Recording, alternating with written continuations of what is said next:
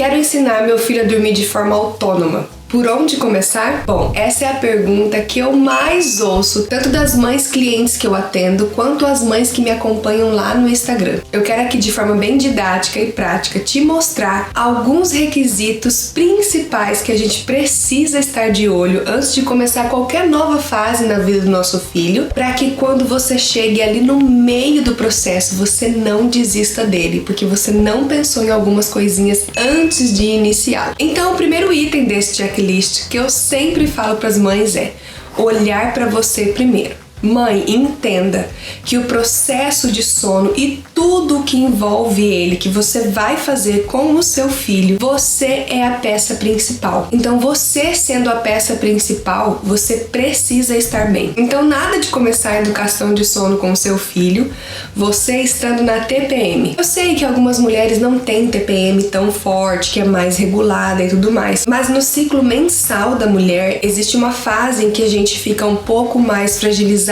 emocionalmente, outra que a gente fica um pouco mais disposta, com um pouco mais de força. Presta atenção, mesmo se você não tem TPM forte, que existe sim um período do mês que você tá um pouco mais forte, mais decidida.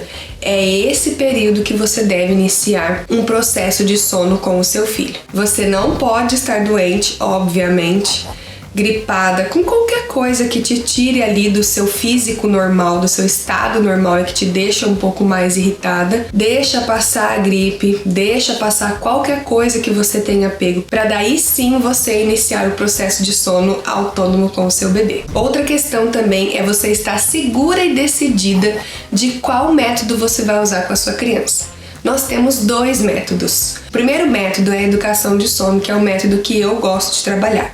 Mas nós temos o segundo método, que é o treinamento de sono. Os dois têm base científica. Não vamos ficar aqui julgando quem escolhe um, quem escolhe outro. Cada família sabe do seu princípio e o que leva ela a optar pelo método escolhido. Eu vou fazer um vídeo mais detalhado para você entender qual que é a diferença entre um e outro.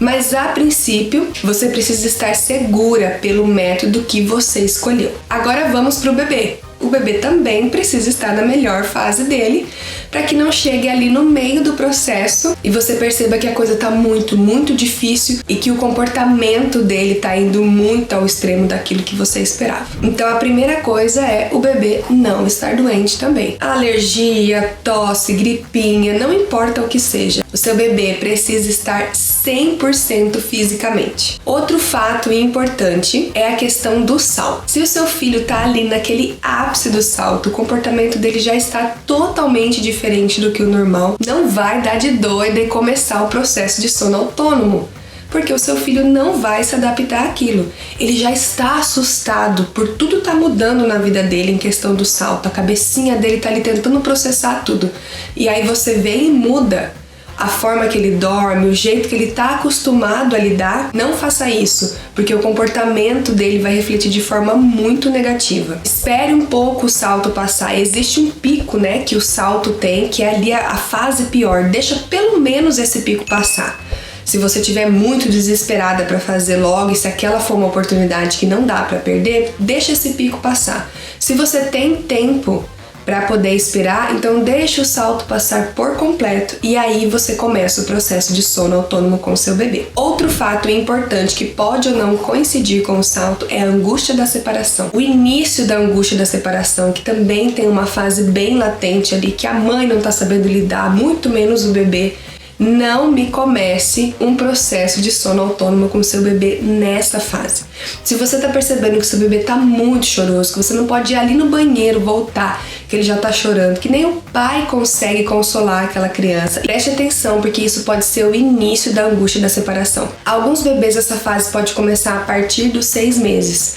Então, se seu filho estiver tendo esse tipo de comportamento, dá uma segurada, lide primeiro com a angústia da separação, para depois você iniciar uma nova fase na vida do seu bebê. E por último, não menos importante, que seu bebê tenha acima de 3 meses. Eu sei que algumas mães querem fazer o processo antes disso e estão preparadas para isso, tudo bem, não tem problema. Se a sua amamentação tá certa, se você está segura com o método que você escolheu, se tá tudo ok e você acha que é a hora, pode sim começar um pouquinho antes dos 3 meses, mas em regra geral, principalmente mães de primeira viagem, eu indico que seja a partir dos 3 meses, porque a criança vai sair da estrogestação e ela já vai ter um comportamento diferente. E as coisas de modo geral entre mãe, bebê, peito, rotina, toda aquela coisa já tá um pouquinho melhor, já tá mais administrado, o puerpério já tá mais administrado. Por isso que eu aconselho que seja após os 3 meses. Mas se você se sente preparada de fazer um pouquinho antes, ali pelos 2 meses, pode também. Se você tiver alguma dúvida ou tiver alguma sugestão, coloque aqui nos comentários que a gente vai conversando sobre esse assunto. Um beijo e até a próxima!